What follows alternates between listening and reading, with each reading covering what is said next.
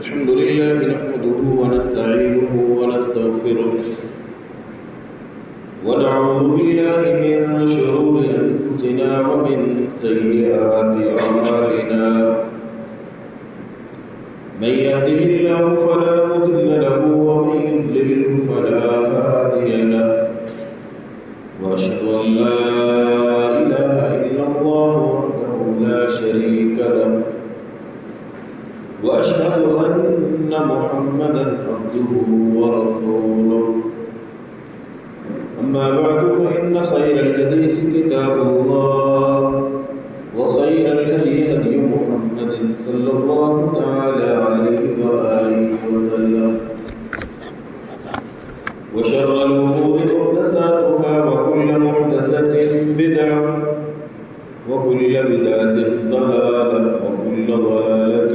في النار يا أيها الذين آمنوا اتقوا الله حق تقاته ولا تموتن إلا وأنتم مسلمون يا أيها الناس اتقوا ربكم الذي خلقكم من نفس واحدة وخلق منها زوجها وبث منهما رجالا كثيرا ونساء واتقوا الله الذي تساءلون به والأرحام إن الله كان عليكم رقيبا يا أيها الذين آمنوا اتقوا الله وقولوا قولا سديدا يصلح لكم أعمالكم ويغفر لكم ذنوبكم ومن يطع الله ورسوله فقد فاز فوزا عظيما أما بعد فأعوذ بالله السميع العليم من الشيطان الرجيم بسم الله الرحمن الرحيم يا أيها الذين آمنوا إذا نودي للصلاة من يوم الجمعة فاسعوا إلى ذكر الله وذروا البيع ذلكم خير لكم إن كنتم تعلمون فإذا قضيت الصلاة فانتشروا في الأرض وابتغوا من فضل الله واذكروا الله كثيرا لعلكم تفلحون وقال تعالى وأحل الله البيع وحرم الربا وقال تعالى يا أيها الذين آمنوا لا تأكلوا أموالكم بينكم بالباطل إلا أن تكون تجارة عن تراض منكم وقال النبي صلى الله تعالى عليه وسلم ما أكل أحد طعاما قط خيرا من أن يأكل من عمل يده وإن نبي الله داود عليه السلام كان يأكل من عمل يده وقال صلى الله تعالى عليه وسلم إن من أطيب ما أكل الرجل من كسبه وولده من كسبه رواه البخاري في صحيحه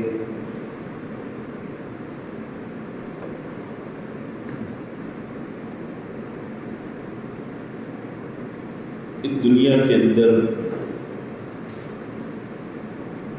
زندگی بسر کرنے کے لیے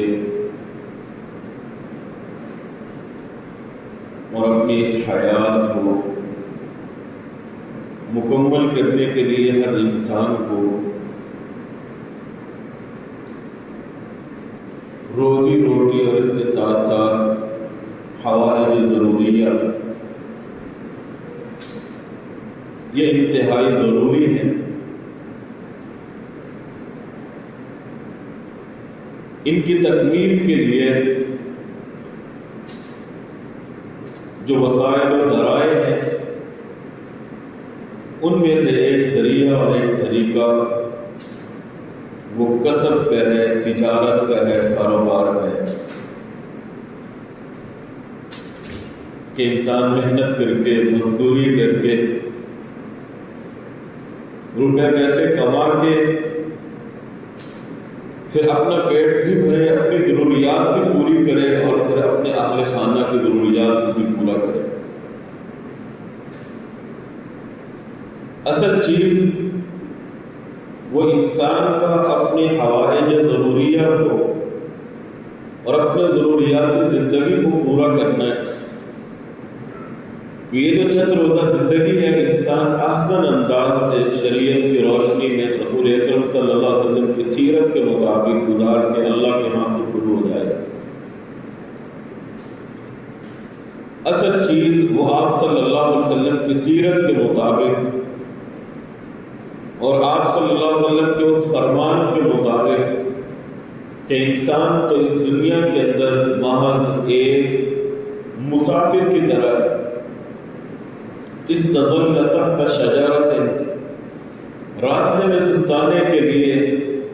راحت سکون حاصل کرنے کے لیے، سفر کی تھکان کو دور کرنے کے لیے چند لمحے کسی جگہ رکتا ہے،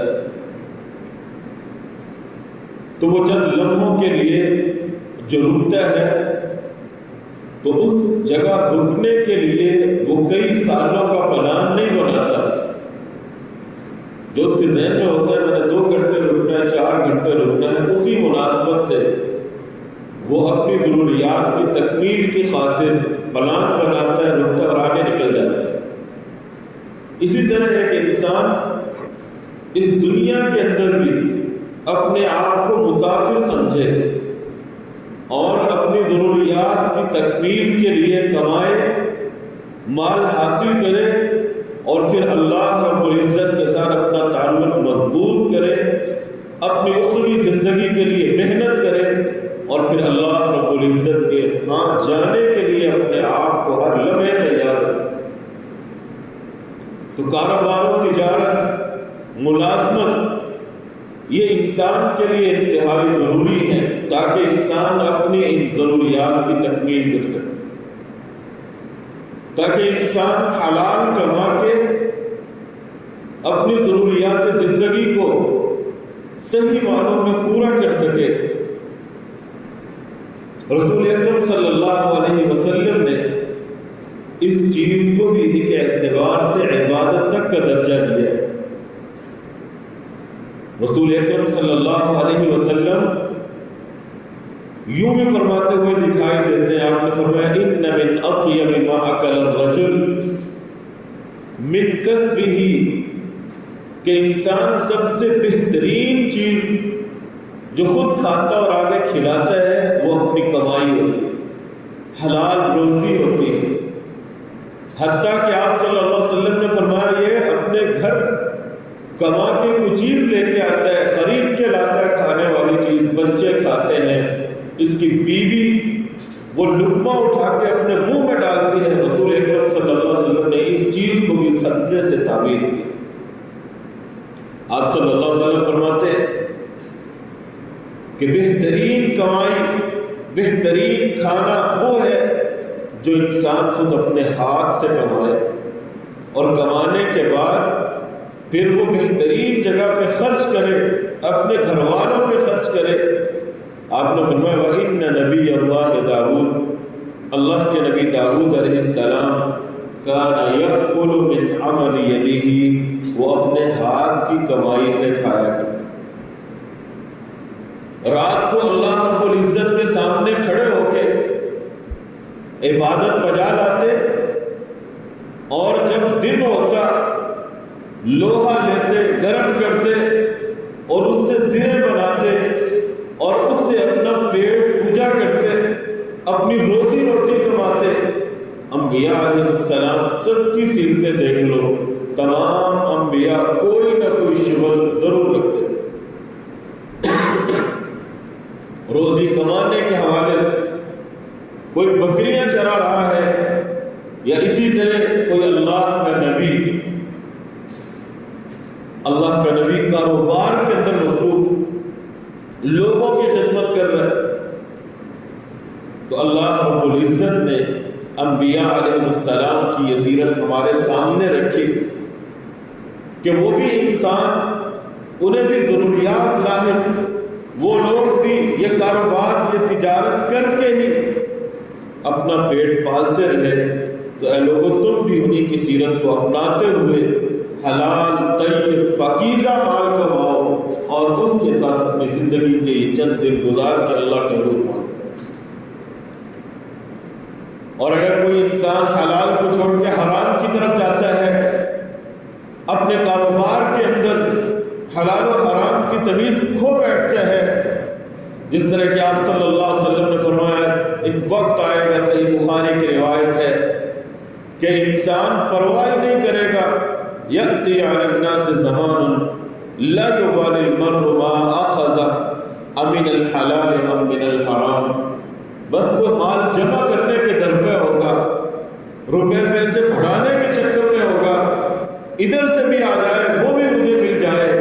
لیکن کوئی پرواہ نہیں کرے گا امن الحلال ام من الحرام، کہ یہ حلال ہے یا حرام، یہ میرا حق ہے یا کسی اور کا حق ہے، وہ جو آتا ہے بس لیتا چلا جاتا ہے۔ آپ صلی اللہ علیہ وسلم نے فرمایا تھا لوگوں کے اوپر قریب ایسا وقت آنے والا، اور آپ صلی اللہ علیہ وسلم نے فرمایا تھا کہ جو انسان حلال کی پرواہ کیے بغیر محض حرام کے پیچھے چل نکلتا ہے، حرام اس کی زندگی کا حصہ بن جاتا ہے، آپ صلی اللہ علیہ وسلم فرماتے ہیں کل لحم نبت من سخط کانت النار اولا بہ، جو بندہ حرام کو اپنا وتیرہ بنا لیتا ہے، حلال کماتا نہیں حرام کے پیچھے پڑ گیا، دھوکے فراڈ دغا بازی کے ذریعے مال کماتا ہے اور پھر وہی مال اپنے وجود پہ لگاتا ہے، اپنی اولاد پہ خرچ کرتا ہے، اہل و عیال پہ خرچ کرتا ہے، امام کائنات فرماتے ہیں وہ وجود جنت کے جانے کے قابل نہیں، جہنم کی، الا کانت النار اولا بہ، پھر جہنم ہی ہے جو اس کے وجود کو برداشت کرے گی، وہ جسم اس قابل نہیں کہ جنت کی طرف جا سکے۔ تو اسلام نے احل اللہ البیع، خرید و فروخت کو حلال قرار دیا، ایک راستہ دکھایا ہے کہ اس راستے کے ذریعے تم حلال کما سکتے ہو، طیب پاکیزہ روزی حاصل کر سکتے ہو۔ دین اسلام نے وہ تمام کی تمام جو انسان کاروبار کرتا ہے اور اس کے اندر آنے والے امور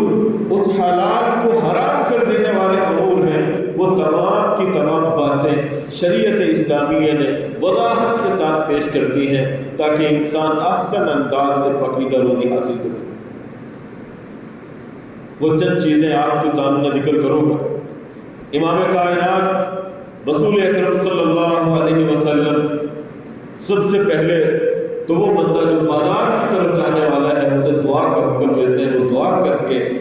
اپنے بازار کی طرف، اپنی دکان اور اپنے کاروبار کی طرف رخ کر، اور پھر آپ صلی اللہ علیہ وسلم نے ترغیب دلائی،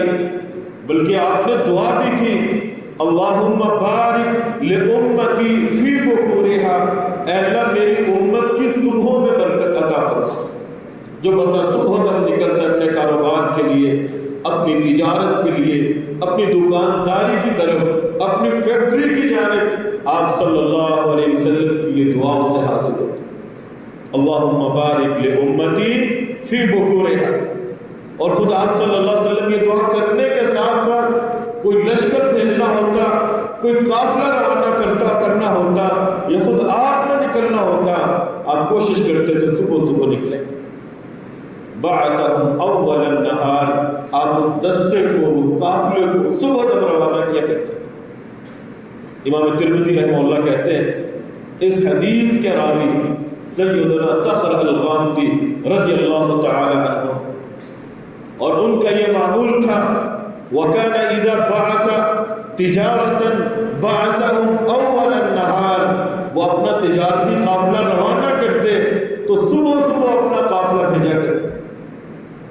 امام ترمذی ذکر کرتے ہیں فَأَسْرَى وَكَسُرَ مَالُهُ، اللہ رب العزت نے سنت کے ساتھ وابستہ ہونے کی وجہ سے، آپ صلی اللہ علیہ وسلم کی سیرت کو اور آپ کے اس فرمان کے ساتھ وابستہ ہو جانے کی وجہ سے اتنا مال دیا کہ مدینے کے ان لوگوں میں ان کا نام ہوتا تھا جن کے پاس مال و ثروت بے تحاشا تھا۔ فَأَسْرَى وَكَسُرَ مَالُهُ، اللہ رب العزت نے بے تحاشا دولت دے رکھی تھی۔ بنیاد کیا تھی کہ رسول اکرم صلی اللہ علیہ وسلم کی یہ دعا حاصل تھی، اللہم بارک لأمتی فی بکر۔ ہمارے ہاں تو روٹین بدلتی جا رہی، چند سال پہلے یہاں بھی روٹین تھی، صبح ہم لوگ نکلتے تھے بازاروں کی جانب، اور اب تو ماشاءاللہ 11-12 بجے جا کے دکانیں کھلتی ہیں اور رات دیر تک بازار کھلے ہوئے۔ تو اصل چیز صبح کی برکتوں کا حصول، تجارت کے بعد میں سب سے پہلی چیز اللہ رب العزت سے دعا اور پھر صبح کی برکت کو حاصل کرنا۔ تیسری چیز، دعا کے بعد صبح اپنا کام شروع کرنے کے بعد انسان اپنے کاروبار کے اندر سچ کو اختیار کرے، سچی اور کھری بات کرے، سچا کھرا معاملہ ہو جس کے ساتھ بھی۔ حکیم ابن حزام رحمہ اللہ رضی اللہ تعالیٰ عنہ کہتے ہیں، آپ صلی اللہ علیہ وسلم نے فرمایا البیعان بالخیار، خرید و فروخت کرنے والے کو لینے والا ہے، دینے والا ہے، آپ نے فرمایا دونوں با اختیار ما لم یتفرقا، جب تک وہ جدا نہیں ہو جاتے۔ فرمایا فإن صدقا وبینا بورک لہما فی بیعہما، اگر وہ لوگ سچ بولتے ہیں، لینے والا بھی سچی بات کرتا ہے، دینے والا بھی کھری بات کرتا ہے، بورک لہما فی بیعہما، اللہ ان لوگوں کے کاروبار میں، خرید و فروخت کے اندر برکتیں نازل فرما دیتے ہیں۔ وَإِن كَتَمَا وَكَذَبَا، اور اگر یہ جھوٹ بولتے ہیں،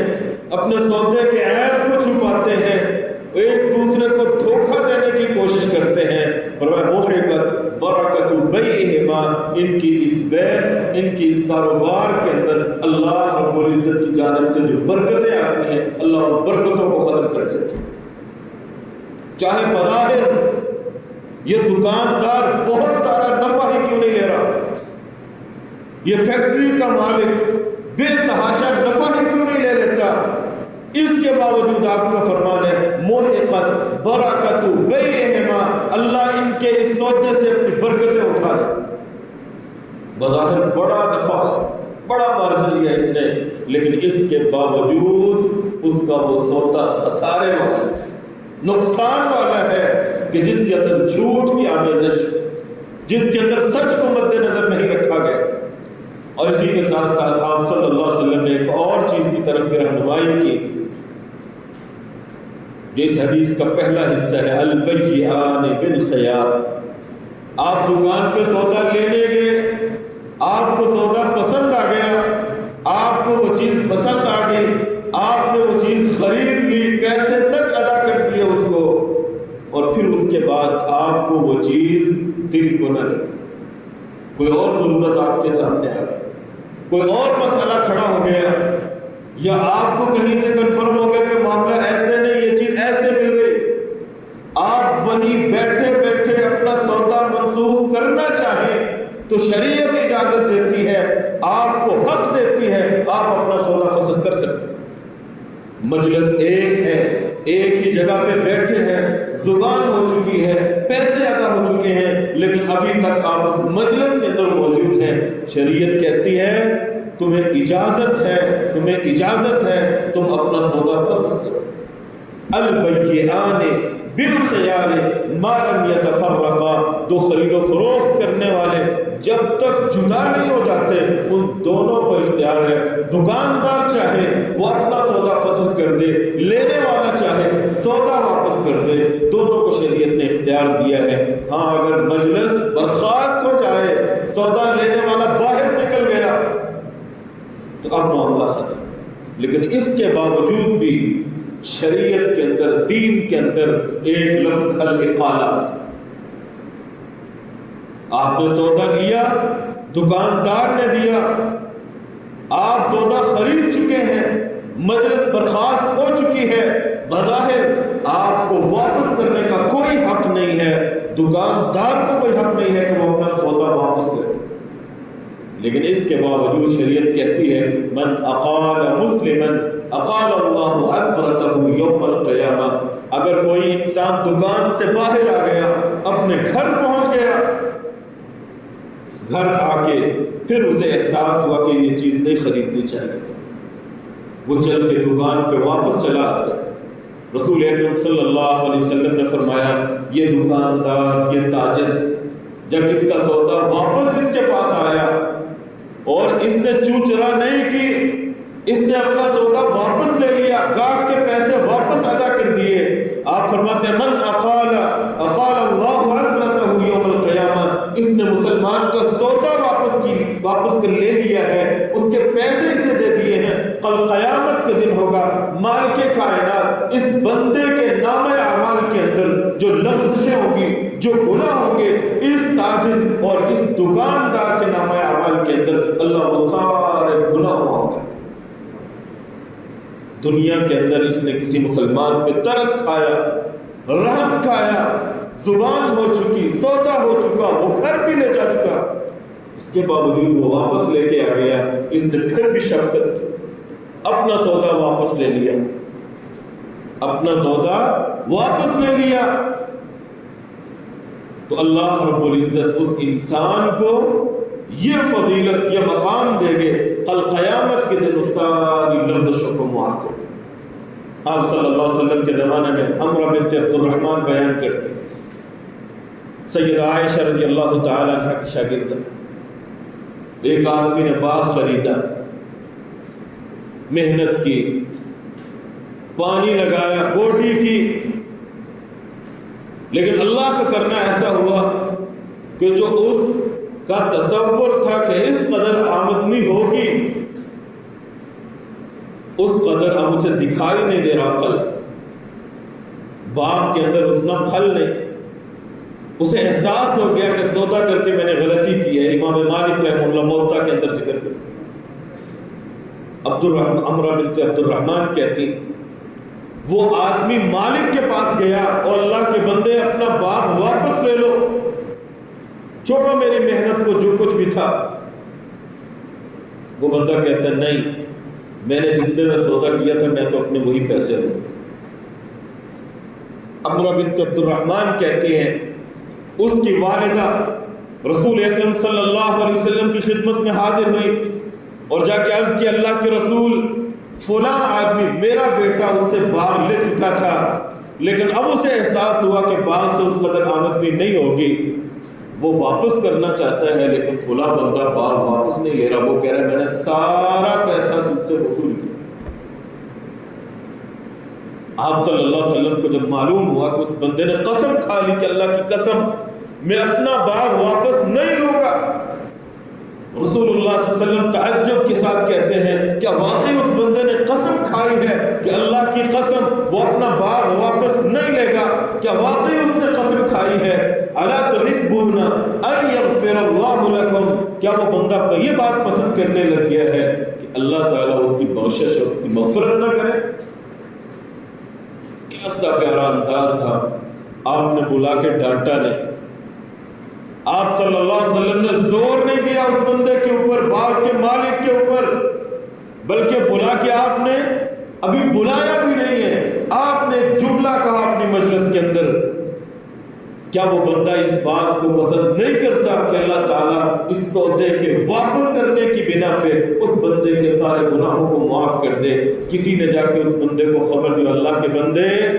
تیری یہ بات رسول اللہ صلی اللہ علیہ وسلم تک پہنچی اور آپ نے تیری قسم کے الفاظ سن کے یہ کلمات کہے ہیں، کیا وہ باغ کا مالک پسند نہیں کرتا کہ اللہ تعالیٰ اسے معاف کرے؟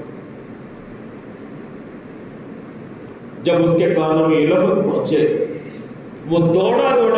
رسول اللہ صلی اللہ علیہ وسلم کے پاس آیا اور آ کے عرض کرتا ہے اللہ کے رسول، ہو والا وہ باغ اسی کا، مجھے اللہ کی بخشش چاہیے، مجھے اللہ کی معافی چاہیے، سودا منسوخ کرتا ہے تو کر جائے، وہ میرے پیسے نہیں دینا چاہتا، میں نے معاف کر دیے، لیکن اے اللہ کے رسول مجھے اللہ کی بخشش اور معافی چاہیے۔ جو بندہ اپنا سودا واپس لے لیتا ہے اللہ رب العزت اتنی فضیلت اور اتنے مقام سے نوازتا ہے۔ تو کاروبار کے اندر اگلی چیز وہ ناپ تول، اس کے اندر کمی بیشی نہ کرنا۔ جس چیز کے پیسے لے رہے ہو اس قدر چیز دینا آپ کی ذمہ داری ہے، بلکہ اسلام تو اس سے بھی بڑھ کے کہتا ہے واللہ یحب المحسنین، اللہ احسان کرنے والوں کو پسند کرتا ہے۔ ان اللہ یأمر بالعدل والاحسان، اللہ عدل کا حکم دیتے ہیں اور اللہ احسان کا حکم دیتے ہیں۔ عدل یہ ہے کہ آپ نے 100 روپیہ لیا ہے 100 کی چیز دو، احسان یہ ہے کہ آپ 100 لے کے 101 102 103 کی چیز سے دیتے ہیں۔ شریعت کیا کہتی ہے؟ واللہ یحب المحسنین، ان اللہ یأمر بالعدل والاحسان، اللہ عدل کا بھی حکم دیتا ہے، احسان کا بھی حکم دیتا ہے۔ اگر تم احسان نہیں کر سکتے کم از کم عدل تو کرو، جو اس بندے کا حق ہے وہ تو اسے دو۔ اوفوا الکیل ولا تکونوا من المخسرین، لوگوں ماپ کو پورا رکھو، وزن کو پورا رکھو، ناپ کو پورا رکھو، کمی بیشی نہ کرو۔ ولا تکونوا من المخسرین، اور تم نقصان اٹھانے والوں میں سے نہ ہو۔ کتنا بچا لو گے؟ وزن کے اندر کم کر کے، ناپ کے اندر کم کر کے، بظاہر تم بچا رہے ہو لیکن قرآن کہہ رہا ہے تم خسارہ کر رہے ہو، اپنا نقصان کر رہے ہو۔ وَيْلٌ لِّلْمُطَفِّفِينَ، ہلاکت اور بربادی ہے ان لوگوں کے لیے جو تطفیف کرتے، تھوڑا تھوڑا کر کے اپنے مال میں سے جو دوسروں کا حق ہو چکا تھا، جو اس کی قیمت ادا کر چکے تھے، تم ناپ کے اندر، تول کے اندر، وزن کے اندر کمی کر کے تم جو بچا رہے ہو، اللہ کہتے ہیں یہی چیز تمہاری بربادی کی علامت ہے، یہی چیز تمہیں ہلاک کر دینے والی۔ رسول اکرم صلی اللہ علیہ وسلم نے فرمایا تھا کہ اے مہاجرین کی جماعت، خمس اذا ابتلیتم بہن واعوذ باللہ ان تدرکوہن، 5 چیزیں جن میں تم مبتلا ہو جاؤ اور میں اللہ کے حضور دعا کرتا ہوں اللہ تعالیٰ تمہیں ان 5 چیزوں سے محفوظ، اللہ تمہیں اے مہاجرین کی جماعت ان 5 چیزوں سے محفوظ رکھے۔ ان میں سے ایک چیز یہ بھی تھی، آپ صلی اللہ علیہ وسلم نے فرمایا تھا کہ جب لوگ ناپ تول کے اندر کمی کرنا شروع کر دیں، ناپ تول کے اندر کمی کرنا شروع کر دیں گے، إِلَّا أُخِذُوا بِالسِّنِينَ وَشِدَّةِ الْمَعُونَةِ وَجَوْرِ السُّلْطَانِ عَلَيْهِمْ، یہ لوگوں کو ان کے حق پورے نہیں دیں گے، اللہ ان لوگوں کے اوپر ان کو مسلط کر دیں گے جو ان کے حق پورے نہیں دیں گے۔ وَجَوْرِ السُّلْطَانِ، اللہ ظالم بادشاہوں کو ان کے اوپر مسلط کر دیں گے۔ اخذوا بالسنین، اللہ قحط سالی مسلط کر دیں گے، لوگوں کی روزی روٹی تنگ ہو کے رہ جائے گی۔ لیکن سبب کیا ہے؟ لم ينقص المکیال والمیزان، لوگوں سے جس قدر رقم وصول کرتے ہیں اس قدر انہیں دیتے ہیں، ڈنڈی مارتے ہیں ناپ تول کے اندر۔ اسی طرح کاروبار اور تجارت کے باب میں آپ صلی اللہ علیہ وسلم نے جس چیز سے روکا ہے وہ احتکار ہے، ذخیرہ اندوزی۔ آپ نے فرمایا لا یحتکر الا خاطئ، جو انسان خطا کار گنہگار ہوتا ہے اسی انسان کو شیطان اس وسوسے میں ڈالتا ہے کہ اب تم چیز روکو، اب تم یہ جنس، یہ اناج، یہ غلہ روکو۔ دیکھنا پھر کس قدر بازار کے اندر مہنگائی ہوتی ہے اور پھر یہی اپنا سودا چند دنوں کے بعد مہنگا کر کے بیچتے۔ صحیح مسلم کی روایت میں آپ نے فرمایا لا یحتکر الا خاطئ، جو گنہگار انسان ہوتا ہے اسی کے ذہن میں یہ چیز آتی ہے اور وہ یہ بات سوچتا ہے اور سٹارٹ کر لیتا ہے، اس کے سٹارٹ کرنے کی وجہ سے بازار کے اندر وہ چیز نایاب ہو جاتی ہے، مہنگے داموں بکنا شروع ہو جاتی ہے۔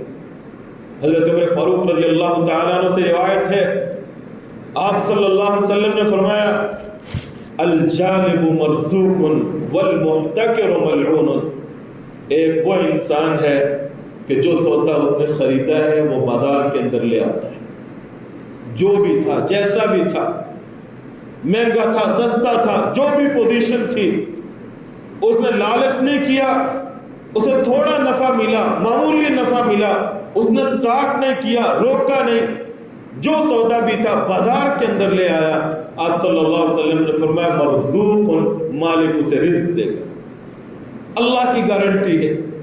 یہ لوگوں کے اوپر تنگی نہیں کرتا، مالک اس کے رزق کو تنگ نہیں ہونے دے گا۔ والمحتکر ملعون، اور وہ بندہ جو اجناس کو ذخیرہ کر کے سٹور کر کے لوگوں کے اوپر تنگی کرتا ہے، فرمایا ملعون، وہ انسان لعنتی ہے، اللہ کی رحمت سے کوسوں دور ہے وہ انسان۔ اسی طرح رسول اکرم صلی اللہ علیہ وسلم نے کاروباری معاملات کے اندر قسم کھانے سے گریز کرنے کا حکم دیا، بلکہ خود قرآن کہتا ہے وَاحْفَظُوا أَيْمَانَكُمْ، لوگوں خواہ مخواہ قسمیں نہ اٹھایا کرو، اپنی قسموں کی حفاظت کیا کرو۔ وَلَا تُطِعْ كُلَّ حَلَّافٍ مَّهِينٍ، ہر قسم کھانے والے کے پیچھے نہ چل پڑو۔ رسول اکرم صلی اللہ علیہ وسلم نے فرمایا الحلف منفقۃ للسلعۃ، تاجر کاروباری انسان یہ قسمیں کھا کھا کے اپنا سودا تو بیچ لے گا، لیکن ممحقۃ للبرکۃ، یہی قسمیں اس کے کاروبار کے اندر جو برکت تھی اس کو ختم کر دے۔ ایاکم وکثرۃ الحلف، رسول اللہ صلی اللہ علیہ وسلم کثرت سے قسمیں اٹھانے سے بچو، فإنہ ينفق ثم يمحق، پہلے پہل قسموں کے اوپر لوگ اعتبار کر کے اس کے مال کو خرید لیں گے، مال بک جائے گا، سودا بک جائے گا، بظاہر نفع بھی مل جائے گا، لیکن مالک کی طرف سے جو برکت آنی تھی اللہ اس برکت کو اٹھا۔ تیسری حدیث آپ صلی اللہ علیہ وسلم فرماتے ہیں ثلاثۃ لا یکلمہم اللہ ولا ینظر الیہم ولا یزکیہم، آپ صلی اللہ علیہ وسلم فرماتے تین قسم کے لوگ لا یکلمہم اللہ، اللہ رب العزت ان لوگوں سے ہم کلام نہیں ہوں گے۔ کل قیامت کے دن ہوگا مالک ان لوگوں کے ساتھ کلام نہیں کریں گے۔ ولا ینظر الیہم، اللہ نظر رحمت سے ان لوگوں کی طرف نہیں دیکھیں گے۔ ولا یزکیہم، اور ان لوگوں کے گناہوں کو اللہ معاف نہیں کریں گے، ان کا تزکیہ نہیں۔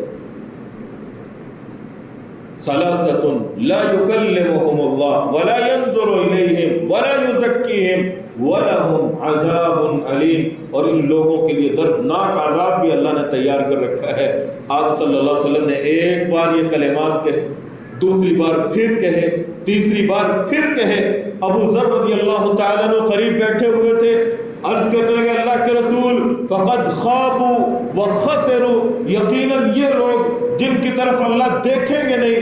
جن کی جانب اللہ اپنی نظر رحمت ڈالیں گے نہیں، جن سے ہم کلام نہیں ہوں گے، اور اللہ رب العزت کا عذاب جن لوگوں کے لیے تیار ہے آخرت کے اندر، فرمایا قد خابوا وخسروا، اے اللہ کے رسول یہ لوگ تو خائب و خاسر ٹھہرے، ذلیل و رسوا ہو گئے، کل اللہ کی رحمت سے جو لوگ دور ہو گئے، ساری زندگی کی محنت عقارت چلی گئی۔ اے اللہ کے رسول من ہم یا رسول اللہ، وہ لوگ کون؟ آپ صلی اللہ علیہ وسلم نے فرمایا المسبل، پہلا انسان وہ ہے کہ جو اپنی چادر کو، اپنی شلوار کو ٹخنوں سے نیچے رکھتا ہے۔ کیا حکمت ہے، کیا وجہ ہے، کیا سبب ہے، وہ اپنی جگہ پہ، لیکن آپ صلی اللہ علیہ وسلم کا حکم اور اس حکم کی تعمیل نہ کرنے والے کی یہ سزا خود صحیح بخاری کی روایت میں موجود ہے، صحیح مسلم کی روایت میں فرمایا المسبل، اپنے ازار کو، اپنی چادر شلوار کو ٹخنوں سے نیچے رکھنے والا۔ والمنان، دوسرا بدبخت انسان وہ ہے جو اللہ کی رحمت سے دور، اللہ کی نظر رحمت سے دور، اللہ کے عذاب کا شکار۔ المنان، جس کو اللہ نے مال دیا،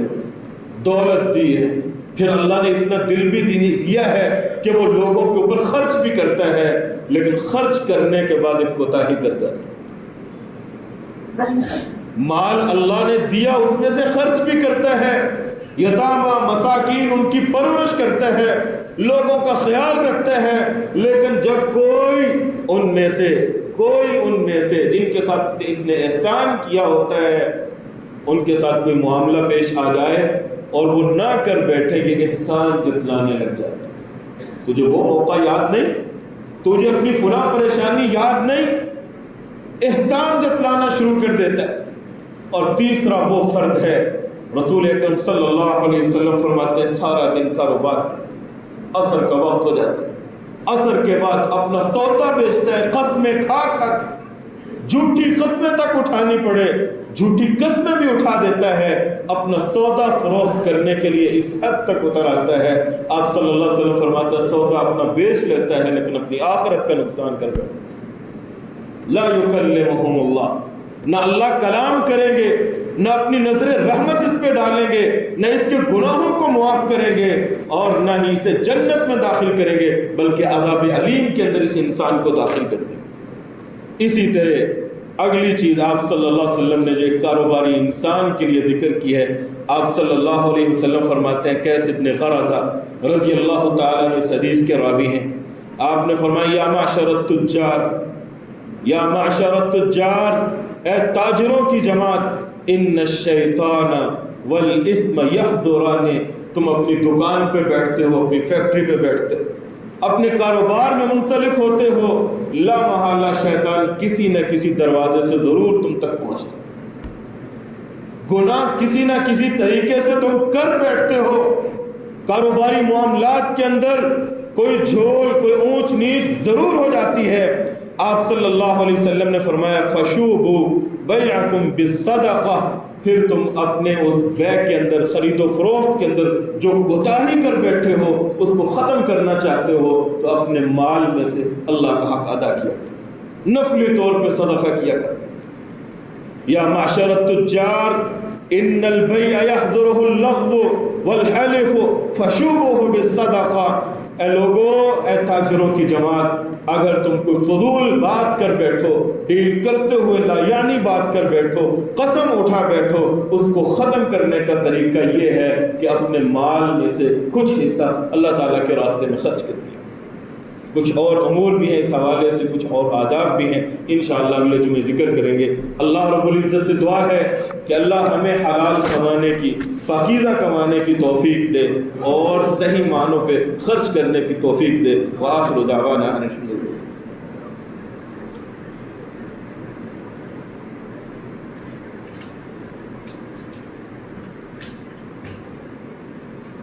الحمد للہ۔ ان الحمد لله نحمده ونستعينه ونستغفره ونعوذ بالله من شرور أنفسنا ومن سيئات أعمالنا، من يهده الله فلا مضل له ومن يضلله فلا هادي له، وأشهد أن لا إله إلا الله وحده لا شريك له، وأشهد أن محمدا عبده ورسوله، أما بعد فإن خير الحديث كتاب الله، وخير الهدي هدي محمد صلى الله تعالى عليه وسلم، وشر الأمور محدثاتها، وكل محدثة بدعة، وكل بدعة ضلالة، وكل ضلالة في النار۔ اللهم انصر الإسلام والمسلمين، اللهم أعز الإسلام والمسلمين، اللهم اشف مرضانا ومرضى المسلمين، اللهم اقض حاجاتنا وحاجات المسلمين، يا شافي الأمراض اشف مرضانا، يا قاضي الحاجات اقض حاجاتنا، اللهم انصر الإسلام في كل مكان، اللهم أعز الإسلام في كل مكان، رب ارحمهما كما ربياني صغيرا، رب اجعلني مقيم الصلاة ومن ذريتي ربنا وتقبل دعاء، ربنا اغفر لي ولوالدي وللمؤمنين يوم يقوم الحساب، سبحان ربك رب العزة عما يصفون، وسلام على المرسلين والحمد لله رب العالمين۔